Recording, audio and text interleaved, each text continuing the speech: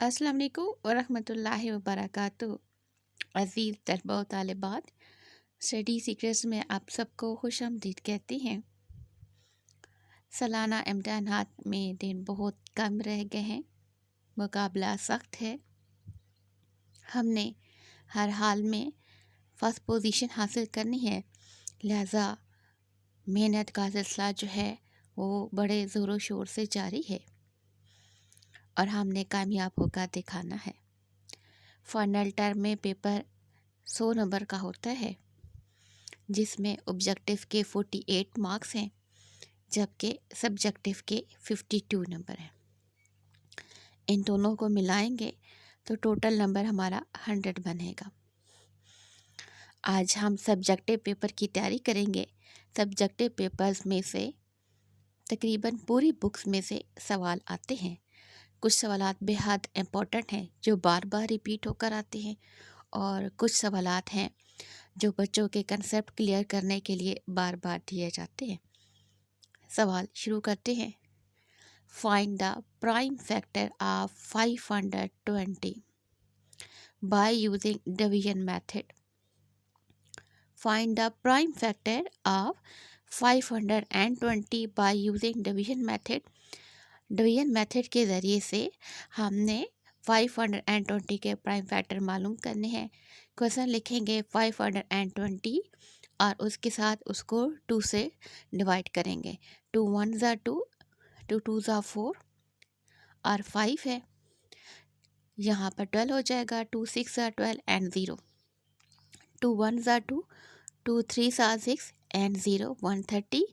Next है 2 6 ज़ा 12 और 113, 1 यहाँ पे 0 के साथ लगाएंगे। 2 5 ज़ा 10, 65 है। 65 पे 2 का टेबल नहीं जाता, फिर आगे हम 5 को लेकर जाएंगे।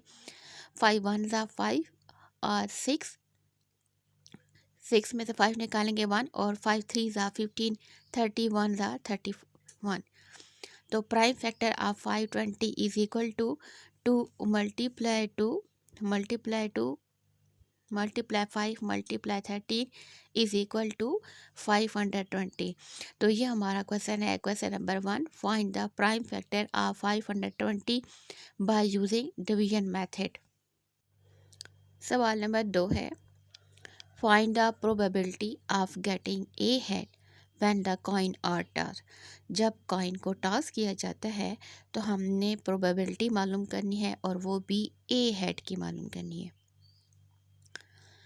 सवाल शुरू करते हैं। Sample space is equal to S. यहाँ पर 2 दफ़ा हेड आएगा, यहाँ पर 2 दफ़ा टी आएगा, एक दफ़ा एच टी आएगा और एक दफ़ा टी एच आएगा। आपको कॉइन का सवाल पहले ये करवा चुके हैं, और उसके बाद डबल एच है, यानी या तो 2 हेड होंगे या फिर 2 टेल होंगे, या फिर एक हेड टेल होगा या फिर टेल हेड होगा। तो यहाँ पर n is equal to sample space का s होगा, और यहाँ पे इनकी तादाद कितनी है 4, 1 2 3 and 4।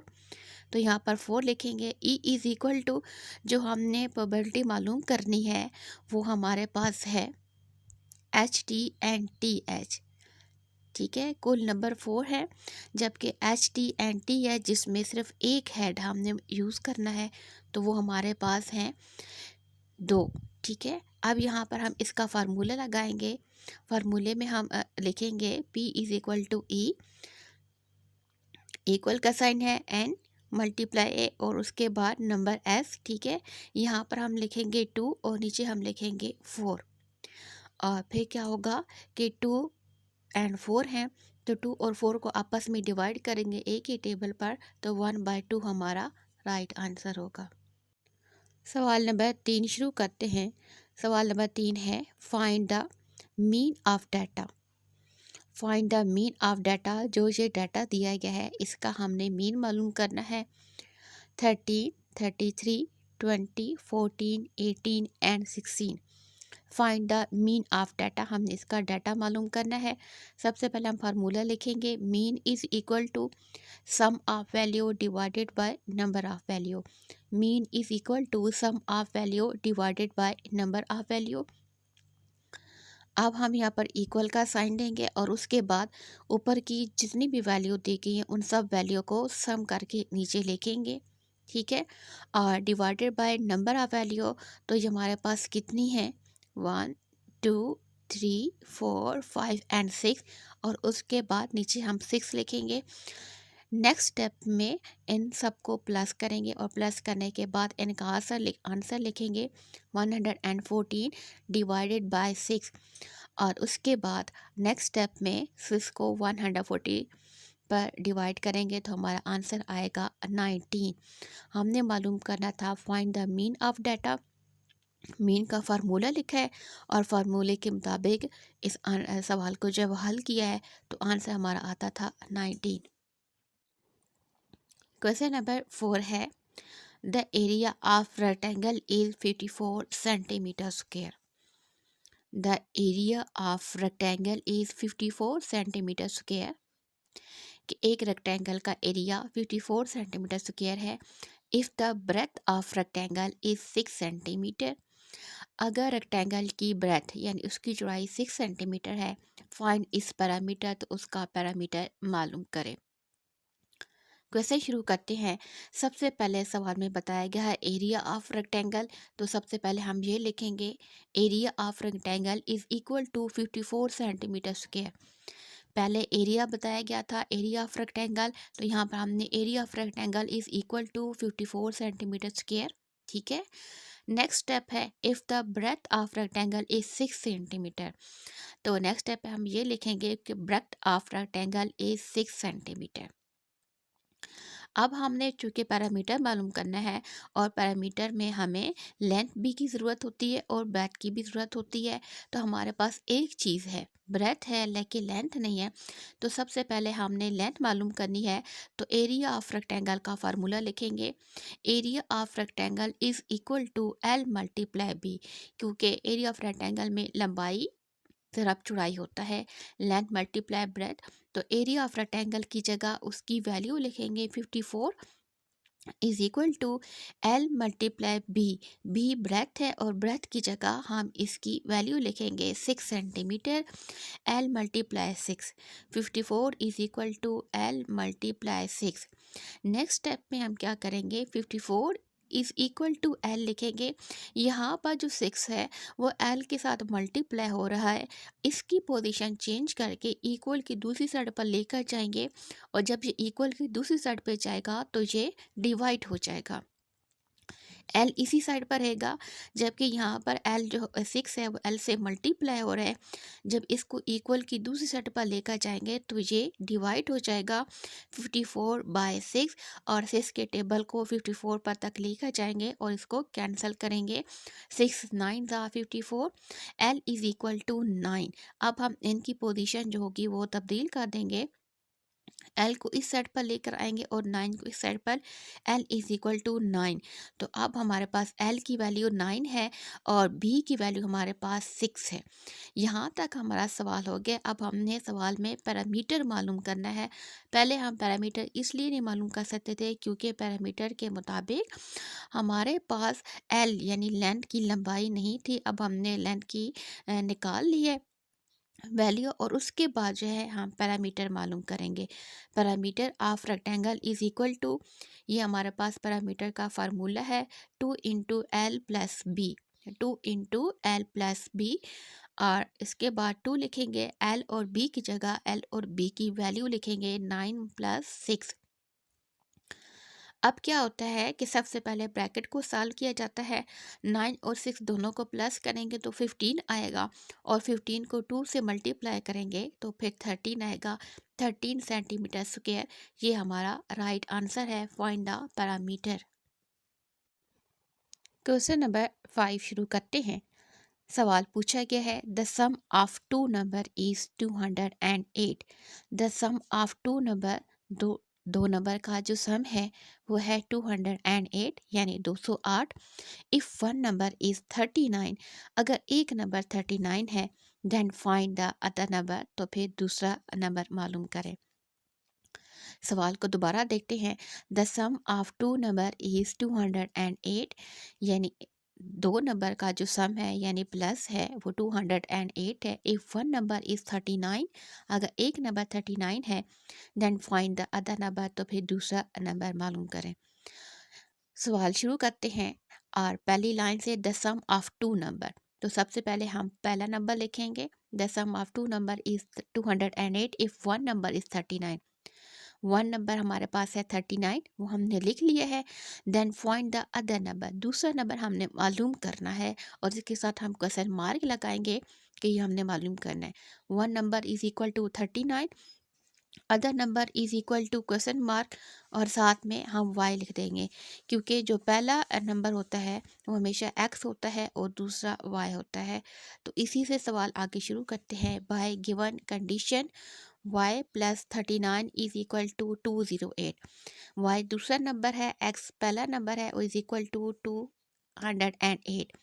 y is equal to 208, यहाँ पर प्लस का 39 है, ये इक्वल के उधर हो जाएगा तो माइनस का 39 आ जाएगा। y इज इक्वल टू 208 में से हम माइनस 39 को माइनस करेंगे तो हमारे पास आएगा 169 और ये हमारा राइट आंसर है, क्योंकि हमने वैल्यू मालूम करनी है अदर नंबर की और अदर नंबर हमारे पास है 169।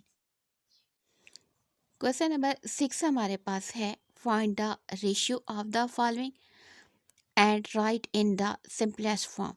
हमने रेशियो मालूम करनी है। Find the ratio of the following, जो वैल्यू हमारे पास दी गई है, और फिर राइट उनको लिखना है सिंपलेस्ट फॉर्म में। 2/3, रेशियो 5/6, रेशियो 4/21। ये हमारे पास सवाल है, हम इसको दोबारा एज इट इज़ लिखेंगे। 2/3, रेशियो 5/6, रेशियो 4/21। यहाँ पर हमने लिखा है। अब हमने इसको सिंपलेस्ट फॉर्म में लेकर आना है। सिंपलेस्ट फॉर्म में लेकर आने के लिए जो सबसे नीचे वाली वैल्यू दी गई है 3, 6 एंड 21, हम इन तीनों का एलसीएम निकालेंगे और यहाँ साइड पर लिखेंगे 3, 6 एंड 21। 3 के ऊपर एंड 21, इन दोनों पे 2 का टेबल नहीं जाता, सिर्फ 6 पर जाता है। तो सबसे पहले हम 2 से स्टार्ट लेंगे, 3 एज इट इज़ लिखेंगे और 2 3 ज़ा 6, उसके बाद है 21, 3 1 ज़ा 3, 3 1 ज़ा 3 और 3 7 ज़ा 21 और फिर 7 का टेबल होगा और 7 1 ज़ा 7। तो यहाँ पर होगा 2 × 3 × 7 इज इक्वल टू 42। यानी 2 को 3 से जब मल्टीप्लाई करेंगे तो 2 3 ज़ा 6 आएगा और 6 को जब 7 से मल्टीप्लाई करेंगे तो 42 आएगा। तो 42 हमारा एलसीएम है। अब 42 को हम सब वैल्यू के साथ लिखेंगे। 2/3 मल्टीप्लाई 42, 2/3 ये पहली वैल्यू है, एक साथ मल्टीप्लाई 42, 5/6 दूसरी वैल्यू है और इसके साथ मल्टीप्लाई 42, 4/21 तीसरी वैल्यू है और उसके साथ मल्टीप्लाई 42, दरमियान में दोनों में हमने रेशो डाली है। अब हम क्या करेंगे, 3 के टेबल से 42 को जो है वो शॉर्ट करेंगे। 3 1 ज़ा 3 और 4 में से 3 निकालेंगे तो पीछे 1 रह जाएगा और 3 4 ज़ा 12। 2 × 14, अब 42 ख़त्म हो चुके हैं और 3 भी, ऊपर वाली दोनों वैल्यू रह गई हैं। 2 × 14 रेशो। नेक्स्ट हमारे पास है 5/6 मल्टीप्लाई 42। 6 को 42 के टेबल पर लेके जाएंगे, 6 7 ज़ा 42 और ऊपर हमारे पास दो वैल्यू बाकी रह जाएंगी। 5 × 7, 5 × 7 रेशो 4/21 और 21 को टेबल 2 पर लेकर जाएंगे, 21 × 2 और ये हमारे पास आ जाएगा 42 और ऊपर हमारे पास दो वैल्यू रह जाएंगी 4 × 2। यहाँ पर हमने लिखा है 2 × 14 रेशियो 5 × 7 रेशियो 4 × 2। 14 को 2 से मल्टीप्लाई करेंगे 28, 5 को 7 से मल्टीप्लाई करेंगे 35 और 4 को 2 से मल्टीप्लाई करेंगे तो 8 और ये हमारा राइट आंसर होगा, क्योंकि हमें बताया गया था कि find the ratio of the following. हमने इनकी रेशियो मालूम करनी है और फिर इनको सिंपलेस्ट फॉर्म में लिखना है और इनकी सिंपलेस्ट फॉर्म ये वाली फॉर्म है। नेक्स्ट सवाल शुरू करते हैं। सवाल में पूछा गया है find the first 5 multiple of 35। Find the first 5 multiples of 35। आपने 35 के पहले 5 मल्टीपल्स बताने हैं, यानी 35 के पहले 5 टेबल बताने हैं। तो इसको मज़ीद आसान और वज़ाहत के साथ समझाने के लिए इसको इस फॉर्म में लिखा है ताकि आपको समझ आ सके। 35 मल्टीप्लाई 1 इज़ इक्वल टू 35। 35 को 2 के साथ मल्टीप्लाई करेंगे तो 70। 35 multiply 3 is equal to 105। 35 multiply 4 is equal to 140 and 35 multiply 5 is equal to 175। सवाल हमसे पूछा गया था find the first 5 multiples of 35। हमने 35 के पहले 5 मल्टीपल बताने हैं, तो हमने 35 के पहले 5 मल्टीपल 1 2 3 4 5 यानी 35 को पहले 5 फिगर के साथ या पहले 5 डिजिट्स के साथ मल्टीप्लाई किए हैं, उसके बाद उसका आंसर लेकर आए हैं और कहा है find the first 5 multiple of 35। तो हमारा राइट आंसर ये वाला राइट आंसर है। आपने बिल्कुल इसको इसी तरह अमल करके लिखना है।